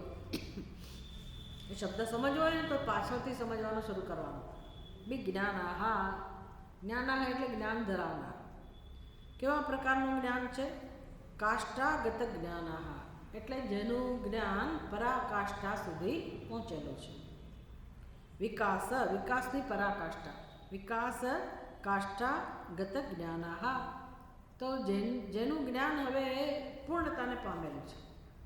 જેમ ભગવાન કઠોપનિષદની અંદર સમજાવે છે આપણને, સા કાષ્ઠા સા પરાગતિ, બી આ એની પરાગતિ છે, આનાથી આગળ કશું નથી. બસ જે પૂર્ણતામાં સ્થિત થયેલા છે એને કહેવાય વિકાસ કાષ્ઠાગત જ્ઞાના. હવે જ્યાં વિકાસ ને કોઈ સ્થાન નથી, પૂર્ણ વિકાસને જેવો પ્રાપ્ત થયેલા છે અને હવે જીવી રહ્યા છે પાછા. એવું છે ને કે જ્ઞાન થયા પછી, જ્ઞાનમાં નિષ્ઠા પ્રાપ્ત થયા પછી જીવવું તો પડે. એને જીવવાનો કોઈ વિરોધ ના હોય, કારણ કે એ તો આનંદમાં સ્થિત છે. પણ જ્યાં સુધી એનું પ્રારબ્ધ છે ત્યાં સુધી એણે શરીરમાં રહેવું તો પડે. તો બધાને ખબર છે ને કે આપણા કર્મો 3 પ્રકારના હોય. એક તો સંચિત કર્મો, પછી આગામી કર્મો અને ત્રીજા પ્રારબ્ધ કર્મો. હવે આ જન્મમાં આપણે જેટલું આયુષ્ય લઈને આવ્યા છીએ, જેટલું પ્રારબ્ધ લઈને આવ્યા છીએ, એ કેવું હોય કે જેમ તમે ફિક્સ ડિપોઝિટ મૂકી હોય અને આ વર્ષે તમને આટલું વ્યાજ મળ્યું, જેટલા સમય માટે મૂક્યું હોય એમાંથી જે વર્ષનું મળવાનું હોય એટલું મળ્યું હોય. તો સંચિત કર્મ એટલે ફિક્સ ડિપોઝિટ જેવા, બધું બહુ જમા થયેલું, એમાંથી આ જન્મમાં આપણને આટલું ભોગવવા મળ્યું છે. તો આ પ્રારબ્ધ તો આ જીવંત પ્રારબ્ધ કહેવાય. પણ પછી જ્ઞાન થયા પછી પણ કર્મો તો ચાલુ રહે ને. સંસારના કર્મો તો ચાલુ જ છે, પણ જ્ઞાનીના કર્મો તો ચાલુ રહે ને, એને આગામી કર્મો કહેવાય. એટલે એ આગામી કર્મો અજ્ઞાની છે એને ભોગવવા પડે. સામાન્ય મનુષ્યએ પોતાના જે આ જન્મમાં નવા કર્મો કરે છે એ ભોગવવા પડશે આવતા જન્મમાં. સંચિત કર્મોમાંથી જે કર્મ લઈને આવ્યા છીએ એ તમે કર્મ ભોગવો, અને પ્રારબ્ધ કર્મ કહું. અને આ પૂરો થાય જન્મ પછી જે સંચિત કર્મ જે પાકશે પછી એ શું બનવું પડશે ખબર નથી. પછી તમારે જે બનવું પડે. કેવા કર્મ પાકે છે એના પર આધાર છે. કોઈ નિયમ નથી કે મનુષ્ય જ બનાય. અમુક જગ્યાએ કહે છે કે ના મનુષ્ય જ હોય ને પહેલાં એવું જાતનું ચાલે. પણ આપણે તો શાસ્ત્રમાં આપણી શ્રદ્ધા હોય તો શાસ્ત્રમાં કહેલી વાત આપણે સમજીએ. ભાઈ શાસ્ત્રમાં આ પ્રકારે વર્ણન છે. 3 પ્રકારની ગતિની વાત કરે શાસ્ત્રમાં. 2 પ્રકારની ગતિ, ઉર્ધ્વયોની અને અધોયોની, વચ્ચે મધ્ય તિષ્ઠંતી વગેરે આ બધું વર્ણન કરે ભગવાન. પણ આગામી કર્મો જ્ઞાનીને હોય અને અજ્ઞાનીને હોય.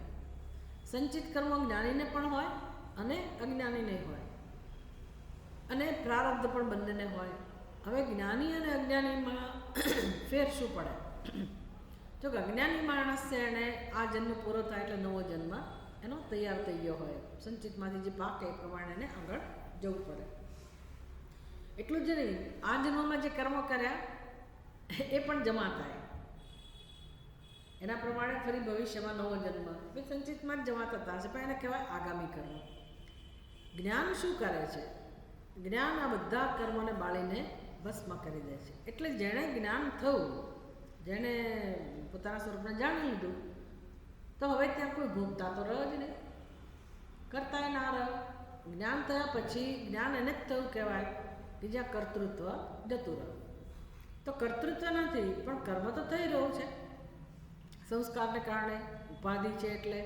તો પછી એ જે આ જન્મમાં જ્ઞાન પછી થયેલા કર્મો જે હતા, આગામી કર્મો, એનું શું થાય? તો કે જ્ઞાની માટે એ કર્મો રહેતા નથી, એ પણ બળીને ખાક થઈ જાય.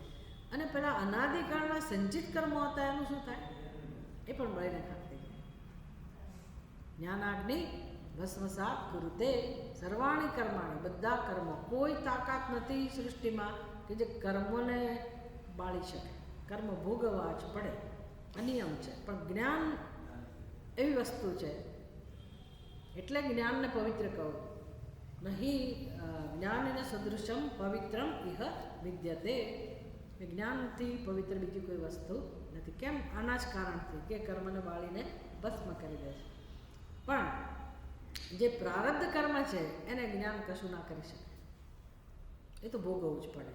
એ સારું હોય તો સારું, ખરાબ હોય તો ખરાબ. કારણ કે છૂટી ગયેલા બાણ જેવું છે. એકવાર બાણ છૂટી ગયું પછી એ તીર ક્યાં જઈને અટકે? એના લક્ષ્ય સુધી. એમ આ પ્રારબ્ધ શરીર જે મળ્યું છે એ ક્યાં સુધી ચાલે? જ્યાં સુધી એ પ્રારબ્ધ હોય ત્યાં સુધી જીવવું જ પડે. સારું છે આપણા માટે, કારણ કે તો જ આપણને કોઈ ઉપદેશ આપે ને. જ્ઞાન થયું મરી ગયા તો પછી પતી ગયું, આગળ આ પરંપરા ચાલે નહીં, એટલે સારું છે. અને જ્ઞાનીને કંઈ ચિંતા નથી, એને જે એનું આયુષ્ય આરામથી જીવી રહ્યો છે, એટલે એને હવે જીવનમાં બીજી કોઈ તકલીફ નથી. એટલે પ્રારબ્ધ જે ભોગવવાનું છે એ પ્રકારે એ પોતાનું જીવન જીવી રહ્યો છે. અને તો પછી એ પોતાના જે પૂર્વના કર્મમાં જે કરેલા કર્મો એ જે ભોગવવા પડી રહ્યા હોય અને નવા કર્મો એ કરી રહ્યો હોય, કારણ કે બેસી તો રહ્યો જ ના, કંઈક ને કંઈક કર્મ તો કરે છે, લોક સંગ્રહ માટે પણ કરે. તો એ બધા કર્મો પ્રત્યે એની દ્રષ્ટિ કેવી હોય? તો કે સ્વયં ઈક્ષંતે પરસ્યૈવ, જાણે કે પોતે કર્મ નથી કરી રહ્યો, કોઈક કરાવી રહ્યું છે. ગીતામાં બહુ સુંદર વર્ણન કરે છે કે ભાઈ એ કર્મની ચેષ્ટા કરી રહ્યો હોય છતાં પણ અહમ ન કરતા, એની સ્પષ્ટ સમજ છે કે હું એનો કરતા નથી. એટલે એ કર્મનો દ્રષ્ટા બની રહે છે. જ્ઞાનથી જ આ શક્ય બને, બાકી લોકો કોપી કરવા જાય કે હું એ હવે તો સાક્ષી ભાવથી કર્મ કરીશ. ભાષા એવી હોય છે, શીખે એવું, સમજે એવું લોકો કે સાક્ષી ભાવથી કર્યા કરવાનું. આમાં જ્ઞાન છે. સાક્ષી ભાવથી કરવું એ પણ કર્તૃત્વ જ થયું ને. તમે ભાવ ક્યાંથી લાવો? સાક્ષી ભાવ, સાક્ષી ભાવથી કરવાનું એટલે કોઈ એમાં કંઈ કર્તૃત્વ તો હોય જ. ભાવની વસ્તુ નથી આ. હા, તમે સાવધાન હોઈ શકો કે ભાઈ આ કર્મ, એને પછી ભગવાન કહે છે કે આ કર્મ યોગ થયો. એ સાક્ષી ભાવનો અર્થ ત્યારે શું કરવાનો? કે ભગવાન એમ કર્મ કરતી વખતે જ મારી બુદ્ધિ સાવધાન હોય કે આ કર્મ મારા ભાગે છે, મારે કરવાનું છે. પરમાત્માએ કરવાની તક આપી, પરમાત્મા શક્તિ આપી રહ્યો છે, પરમાત્મા પ્રેરણા આપી રહ્યો છે. અને સંકલ્પ જેવો હોય કે આ કર્મ હું પરમાત્માને પ્રસન્ન કરવાની ભાવનાથી કરું છું. આટલી ક્લેરિટી સાથે કર્મયોગી જીવતો હોય. એટલે જ્યારે કર્મ થઈ રહ્યું છે ત્યારે સંકલ્પ જ એવો છે કે ભગવાન આ કર્મ હું તમે પ્રસન્ન થાઓ. હવે કયો ભગવાન પ્રસન્ન થાય? સમષ્ટિ ખરી ને, કર્મ તો ત્યાં થઈ રહ્યું છે ને, એટલે બીજા પ્રસન્ન થાય. સમજ પડે ને? હું જેની સાથે વ્યવહાર કરું છું એ જે પણ હોય, કોઈ પણ કેમ ના હોય, મારો દુશ્મન હોય કે મિત્ર હોય, ગમે તે હોય, સગા હોય કે ઓળખીતા હોય કે ના ઓળખીતા હોય, જ્યાં પણ મારે કર્મ કરવાની ફરજ પડી, આવશ્યકતા આવી અને હું કર્મ કરું તો મારા કર્મથી એ સામેનું જીવ વ્યક્તિ, પછી એ માણસ હોય, પશુ હોય, પક્ષી, કોઈ પણ હોય, એને સુખ મળે. એનું નામ પરમાત્મા પ્રસન્ન થાવ. પછી એવું કરવાથી અંતઃકરણમાં તો પહેલેથી જ પ્રસન્નતા છે, સમજી લો. તો જ વ્યક્તિ કરી શકે. કકળાટ માણસ આવું જીવન ના જીવી શકે. કારણ કે એને કકળાટ, અહંકારને કકળાટ જ હોય ને કે ભાઈ આમાંથી મને શું મળવાનું, શું કામ કરું. પહેલી ગણતરી મારું શું, તો જ હું કરું. એટલે કર્મયોગ શેના માટે છે ભાઈ? કે મારું આમાં કંઈ નથી, મારે પરમાત્માને ખુશ કરવા માટે. એટલે કે પહેલેથી તમે નિષ્કામ સ્વભાવવાળા બની ના શકો. એટલે આ બધી જે અંદર ગણવતર ચાલે છે, એમ કેમ સ્વસ્થતા મેળવવી, સંકલ્પ જ કરવો કે ભાઈ ભગવાન આ કર્મથી પ્રસન્ન થાવ. પછી રોજ રોજ કર્મફળ તો આવે જ છે ને. આજે સવારથી આમ થયું, બપોરે આમ થયું, તો જે પરિસ્થિતિ આવે છે આપણા જીવનમાં એના કર્મફળ કહેવાય. તો એ કર્મફળ માટે આપણને મુશ્કેલી હોય છે. મને આવું કેમ થયું, વિરોધ જન્મે, સ્વીકારીએ નહીં, ભગવાનને સાથે ઝઘડો થાય, લોકો સાથે ઝઘડો થાય, અંદર આપણને અશાંતિ, આવું કેમ. હવે એક વસ્તુ એવી છે કે ભાઈ આપણી સાથે જીવનારા લોકો પણ આપણા કર્મનું ફળ છે કે નહીં? સંબંધીઓ, સગા સંબંધીઓ કહો, પરિવારના સભ્યો કહો, આપણું ઓફિસ જવાનું કર્મ જે પણ હોય, બિઝનેસ હોય તો એ જેના સંપર્કમાં આવીએ છીએ ને જે કર્મ કરવું પડતું, આ બધું કર્મ ફળ જ છે. એમાંથી કેટલું ગમતું હોય આપણને તો ખુશ થઈએ, અને કેટલુંક ન ગમતું હોય તો આપણે દુઃખી થઈએ. તો આ જે આપણો અનુભવ છે શેમાંથી જન્મ્યો? આપણી સમજમાંથી કે ભાઈ આ મારા કર્મનું ફળ હું ભોગવું છું. યોગ કોને કહેવાય? ભાઈ ચલો મેં તો કર્મ કરી નાખ્યા ગયા જન્મમાં, ખબર નહોતી એટલે આવું ભોગવવું પડે છે. શું કરીએ? આ પ્રકારની પરિસ્થિતિમાંથી છૂટી શકાય એવું જ નથી. શું કરીએ? પણ હવે એ મારા કર્મનું ફળ ભોગવું છું એવો હું ખ્યાલ જાણવું, અથવા તો મારી બુદ્ધિમાં હું પરિવર્તન લાવું કે કર્મફળ દાતા છે કોણ? ઈશ્વર. તો ફળ ક્યાંથી આવ્યું? ઈશ્વર પાસેથી. તો પછી હવે ઈશ્વર સાથે આપણે કેવો સંબંધ છે નક્કી કરવાનો, લોકો સાથે કેવો સંબંધ છે નહીં. પડે ને એ વાત તો પૂરી થઈ ગઈ. હવે આપણે છૂટકો જ નથી જેની સાથે જીવીએ છીએ એની સાથે. પણ આ પરિસ્થિતિને કેમ હેન્ડલ કરવી, પરિસ્થિતિને કેમ આત્મસાત કરવી? આપણા જ કર્મ ભોગવી રહ્યા છે, એમાં કોઈ શંકા નથી. પણ વસ્તુ કઈ છે? કર્મ મેં કર્યા હતા, પણ ફળ આપનાર કોણ છે?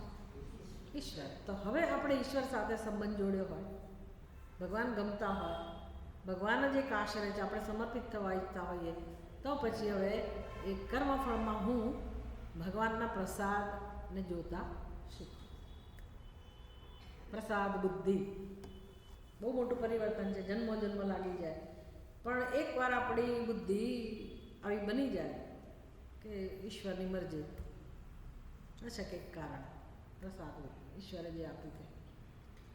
એટલે તમે શ્રીનાથજી જાઓ તો સરસ પ્રસાદ મળે, તિરુપતિ જાઓ તો મજાના મોટા મોટા લાડુ મળે.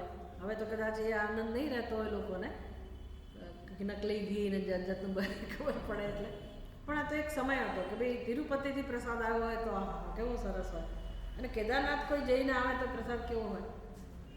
પેલી ચણાની દાળ હોય, મમરા હોય.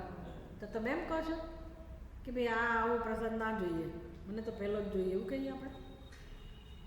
તુલસીનું પાન મળે કોઈ જગ્યાએ, કોઈ જગ્યાએ ખાલી આચમની મળે, કોઈ જગ્યાએ ખાલી વિભૂતિ મળે, કોઈ જગ્યાએ મગસ મળે. તો શું ભાવ કેવો હોય છે આપણો? કોઈ જગ્યાએ તિરસ્કાર છે?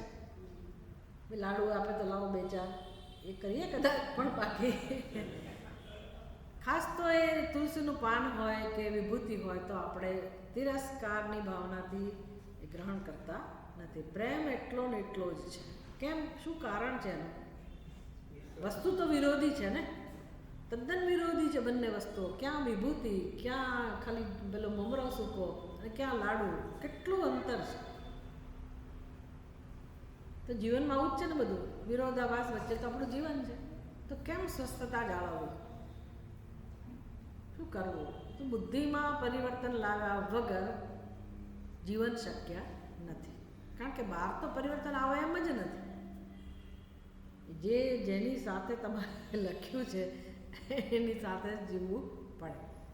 અને પછી બધાની સ્થિતિ એવી છે. તકલીફ ક્યાં છે? અજ્ઞાન શું કરાવે છે? મને એવું દેખાડે છે કે મારા જ જીવનમાં આવું છે, બસ આ મુશ્કેલ છે. પણ બધાને કંઈક ને કંઈક તકલીફ તો છે જ, નાની મોટી ઓછી વધતી બધાને તકલીફ હોય છે. ભગવાનની વ્યવસ્થા છે જેથી આપણે શીખીએ. શીખવાનું બીજું કંઈ નથી. આપણે ભગવાનને સમર્પિત થવાનું છે બસ, અને સ્વીકાર. પછી મને કેમ આવું શરીર મળ્યું, સ્વીકાર. સાજું માંદું, સ્વીકાર. ત્યાંથી સ્વીકાર શરૂ થાય. ને સ્વીકાર એટલે બધું. મારો દેખાવ કેમ આમ છે, મારો આમ કેમ આમ છે, મારો સ્વભાવ કેમ આમ છે, એ પણ સ્વીકાર. પહેલાં હું સ્વીકારું, પછી મને લાગે કે ના આ સ્વભાવમાં પરિવર્તન લાવી શકાય છે, ખરું ને? લાવી શકાય એમ છે અને મારે જ લાવવાનું છે. અને કોના માટે? બીજાને સુખ મળે એટલા માટે. બીજાને તો સુખ મળશે જ, પહેલું સુખ કોને મળશે? મને. તો એ કામ સરળ છે કે દુનિયાને બદલવાનું કામ સરળ છે. બીજાને બદલવાનું કામ સરળ છે કે પોતાને બદલવાનું. આમ વ્યક્તિ પોતે મેચ્યોર બને, પરિપક્વ બને. આ જે વ્યક્તિ સમજે છે એને યોગી કહેવાય. હા, એવું જરૂરી નથી કે અમુક પ્રકારની વેશભૂષાવાળા અને વૈરાગી લોકો એ યોગી છે. આ સમજથી જ માણસ યોગી બને છે. આ સમજ તો જોઈએ ને જોઈએ જ. ગૃહસ્થ આશ્રમમાં પણ સુખ અહીંથી જ મળે છે અને આત્માનું સુખ પણ અહીંથી જ મળે. સુખ અહીંથી જ મળે છે. એટલે કેમ પરિવર્તન લાવવું બુદ્ધિની અંદર? આપણે શરીરમાં કેવું પરિવર્તન લાવવા મચી પડીએ છીએ. કોઈ કહે કે ના તમે ફિઝિયોથેરાપીમાં જાઓ ને, કોઈ કે આ ડાયટ કરો, તો આમ સરખું કરવા કેટલું મચીએ છીએ. પણ અંદરનું કંઈ બેલેન્સ કરવા માટે કે અંદરની સફાઈ માટે આપણે બહુ પ્રયત્ન કરતા હોતા નથી. પણ યોગ આનું નામ છે. આપણી આંતરિક વ્યક્તિત્વ બદલાય. સૌથી મોટો લાભ કોને મળે? આપણને. તો શું કામ આપણે આપણા માટે ના જીવીએ? બીજા માટે બહુ કર્યા દોડી નજીક કરીશું, ક્યાં ના છે? આપણે કોઈની પાસે કશું જોઈતું જ નથી, તો સેવા કરીએ જ છીએ તો ભલે કરીશું, ભગવાનને ગમીશું. પણ પરિવર્તન હું મારા માટે જ લાવું.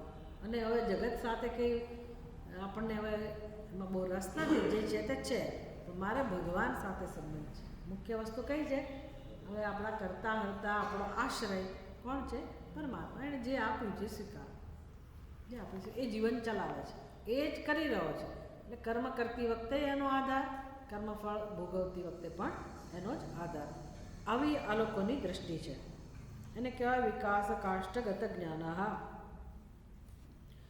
એટલે પોતે કરતા છે, પોતે ભોગતા છે એવું અભિમાન નથી. અને ભલે લોક કલ્યાણનું કામ કરતા હોય તો પણ ભગવાન એના દ્વારા કરાવી રહ્યો છે. આ રીતે પોતે દ્રષ્ટા રહીને એનું નિરીક્ષણ કરતા રહે છે. અને એનું જીવન બહુ સુંદર હોય, શુદ્ધ હોય, આદર્શરૂપ હોય.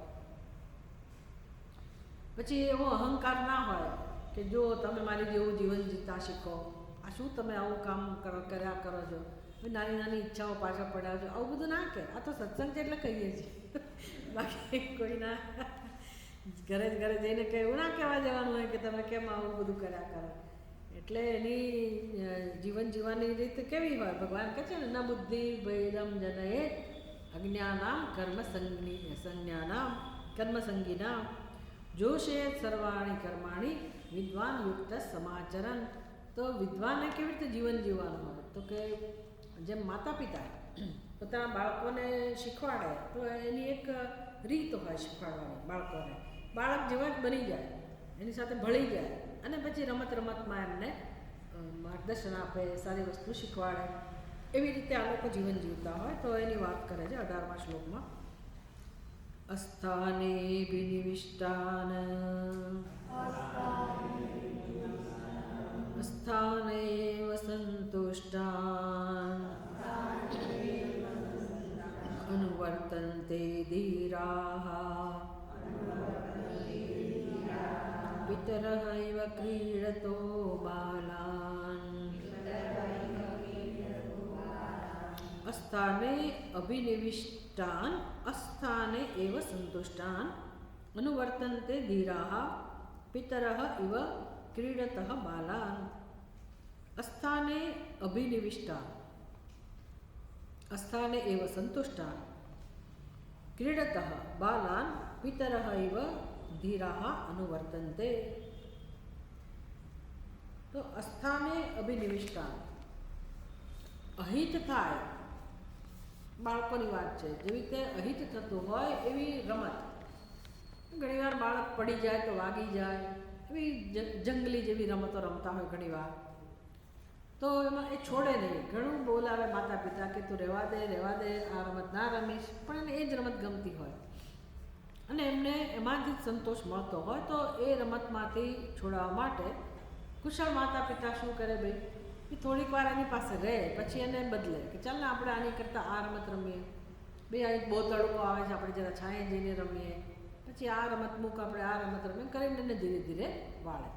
તો જેમ પિતર હોય એટલે કે માતા પિતા કુશળતાપૂર્વક બાળકોની સાથે પહેલાં ભળી જાય અને પછી એમને એમનું જે હિત થતું હોય એવો પ્રયત્ન કરે. એ જ રીતે આ તત્વવેત્તા જ્ઞાની મનુષ્યો એ આ જગતની અંદર જે લોકો લાગેલા છે કર્મોમાં અને ખરેખર કર્મ દ્વારા એ લોકો જે ઈચ્છે છે એ જ્ઞાનીને ખબર છે કે ભાઈ એ જે પ્રાપ્ત કરવા ઈચ્છે છે એમાંથી એને સુખ તો મળવાનું જ નથી. સુખ તો મળવાનું જ નથી, ઉપરથી દુઃખ મળવાનું. પણ આવું ભલે એ જાણતા હોય પણ એ કે જઈને કહે તો કોઈ માનવાનું છે એનું? કોઈ ના માને. આપણો એ સત્સંગ ચાલતો હોય એટલા વખતથી રવિવાર એટલે લોકો અદ્રશ્ય થઈ જાય. પછી રોજ સાંભળવા મળે આપણને કે અહીંયા તો આ કાર્યક્રમ હતો અને પેલો કાર્યક્રમ હતો અને સંગીતના કાર્યક્રમમાં. એટલે હવે તમે ગમે તેટલું એને નિયમિત કહો કે ભાઈ થોડાક દિવસ તમે સમજી લો, પણ પેલો રસ જે હોય એ તો એને આકર્ષે જ ને. તો તમે થોડા એને એટલે આ તો સહજ વસ્તુ છે. એની બધાની અનાદિકાળથી પ્રીતિ હોય આ બધી વસ્તુઓમાં વિષયોમાં. તો એમનું જે આકર્ષણ છે તો કંઈ જ્ઞાની પુરુષોને કહેવા ના જાય કે તમે આવું ના કરો, અનિત્ય વિષયોનો ભોગ ના કરો, પાછળથી એ તમને દુઃખ જ આપશે, એવું કહેવા ના જાય. એટલે એવા જ લોકો છે કદાચ એવું બને કે ભાઈ એની સાથે ધારો કે કોઈ ઘરના પરિવારના બાળકોને પરિવારના લોકોને અથવા મિત્ર બનીને આ યોગી શું કરે એની સાથે ભળી જાય. ચલો ભાઈ આપણે એક સંગીતનો કાર્યક્રમ રાખીએ, આ ક્રીક છે. પછી એ લોકો સિનેમાના ગીત ગાતા હોય તો આ એને ભજન ગાવામાં રસ કરતા કરે એમ કરીને ધીરે ધીરે એને વાળે. એક જ આ રીત છે. તો જ્ઞાની મનુષ્યો હંમેશા આવું કરતા હોય. કરવા જાય જેવો નિયમ નથી, પણ એના સંપર્કમાં કોઈ એવા આ લોકો આવે કે એ કોઈની સાથે ત્યાં જાય તો ધીરે ધીરે એને પ્રેમથી આ બાજુ વાળે. એટલું એ કરે. કોઈની નિંદા ના કરે, કોઈનો તિરસ્કાર ના કરે કે તમે શું આની પાછળ પડ્યા છો, શું આવી પ્રવૃત્તિઓ કર્યા કરો છો, શું વિવેક નથી કરતા, આવું કશું કહે નહીં. એ તો અમે અનુભવમાંથી એ લોકોનો અનુભવ તો થવાનો જ છે. અને કોઈ બુદ્ધિમાન હોય તો પ્રશ્ન પૂછે અને અનુસરે, પણ સામાન્ય રીતે આવા જ્ઞાની લોકો આવું કરે નહીં. ભગવાને ક્યાં કર્યું? કૃષ્ણ ભગવાન અર્જુન કહે છે ને કે પછી પસ્તાવો થયો અર્જુનને કે ભગવાન હું તો તમારી સાથે કેવી રીતે રહ્યો? હે કૃષ્ણ, હે યાદવ, હે સખે, મેં તો આવું જ કહું હતું. કોઈ દિવસ મેં તમારી અંદર ભગવાનના દર્શન કર્યા નહીં. એટલે ભગવાને કહેવું જોઈતું હતું કે નહીં? ભગવાન સાક્ષાત પરમાત્મા છે, અર્જુન એનો પરમ ભક્ત છે. ભગવાને ક્યારેક તો કહેવું જોઈએ ને કે અર્જુન તું આ બધી માથાકૂટ છોડ, હવે આમાં કૌરવોને તું નહીં સુધારી શકે, તું થોડોક વૈરાગ્ય કેળવ, ના આપે તો કાંઈ નહીં જમીન, તું જંગલમાં જા, તપ કરવા જા, 13 વર્ષ જંગલમાં રહ્યો જ ને. ભગવાન આવું કશું કહું? કોઈ દિવસ નથી કહું કે હું ભગવાન છું, તું મારો લાભ લઈ લે. ભગવાને કશું કહ્યું નથી. ક્યારે કામ શરૂ થયું? ભગવાન એને કરવાનું તો કર્યું, કલ્યાણ તો કર્યું અર્જુનનું, બુદ્ધિપૂર્વક કામ કર્યું ભગવાને. યુદ્ધમાં ગયા અર્જુનની સાથે સાથે.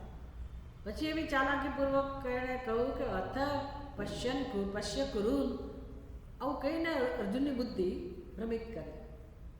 અર્જુન જોવા આવ્યો હતો શત્રુઓને, અને ભગવાન કહે છે આ કૌરવોને જો. ભગવાને કેવું જોઈતું હતું ને કે ભાઈ આ તારા શત્રુ રહ્યા, એવું ના કહું, કૌરવોને જો. એટલે અર્જુને કોને જોયા? કૌરવોને. એને જોવા કોને આવ્યો હતો? ગીતામાં જોઈ લેજો બરાબર શબ્દો. અર્જુન કોને જોવા આવ્યો હતો? શત્રુઓને. કે કોણ એવા દુર્બુદ્ધિ છે જે દુર્યોધનને સાથ આપે છે? કઈ મેં આ સહયોદ્ધવ્યમ, મારે કોની સાથે યુદ્ધ કરવાનું છે? અર્જુન તો બરાબર શત્રુને જોવા જ આવ્યો હતો. ભગવાનના જે આ શબ્દો હતા કુરુન પશ્ય, તો અર્જુન મનને બધું સ્પર્શી ગયું. એને કૌરવ દેખાયા, શત્રુ ના દેખાયા. અને પછી જે વિચલિત થયો અને પછી ભાંગી પડ્યો અને ભગવાનના શરણે ગયો. અને હવે ભગવાનને કહે છે, જ્યારે દુઃખમાંથી મુક્ત થવાનો એનો પુરુષાર્થ શરૂ થયો કે તીવ્ર ઈચ્છા જમે, ત્યારે ભગવાનના શરણે પડીને કહે છે શિષ્યસ્તે. ચલો, શિષ્યસ્તે. એવું નહીં કે ભગવાન મને બચાવો, એવું નથી કહ્યું અર્જુને. શિષ્યસ્તે. અને ભગવાને પછી ઉપદેશ કર્યો, બાકી ભગવાને ઉપદેશ કર્યો નથી. એટલે એવું તમે કોઈને ઉપદેશ કરવા જાઓ, એવું લાગે છે કે લોકો ફટાફટ સમજીને બધા, અરે બધું બહુ જ વિચિત્રતાઓ ભરેલી હોય અંદર. જન્મોનું છે ને આ બધું. એવો કંઈ કોઈને ઉપદેશ કામ કરે નહીં, કોઈને ઉપદેશમાં રસે ના પડે.